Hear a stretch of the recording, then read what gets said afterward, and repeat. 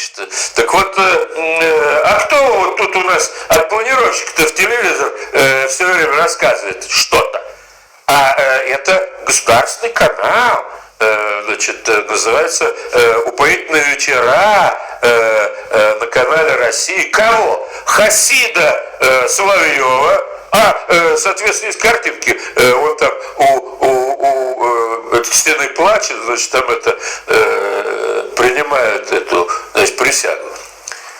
Так кто на этом канале России государственном на упоительных вечерах, значит, Соловьева, значит, нам рассказывает, куда идти?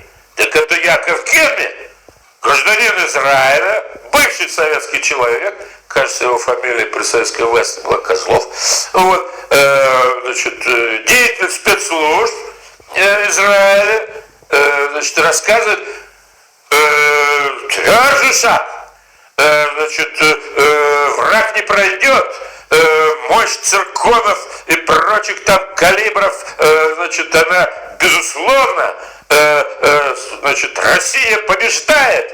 Это кто говорит? Яков Кедми. А чей это рупор-то? Это рупор планировщика. А планировщик кто? Это евреи-каббалисты. А как их, значит, мировой проект называется? Мировой проект называется «Вечное царство Израиля». Значит, фраза такая, она давным-давно была засвечена самими евреями. Значит, евреи, это 95-й год. Машиах уже пришел, родился. Близится вечное царство Израиля, когда дом Иакова, это 12 колен, будет пасти народы мира, как бесчисленные стада по завету Всевышнего.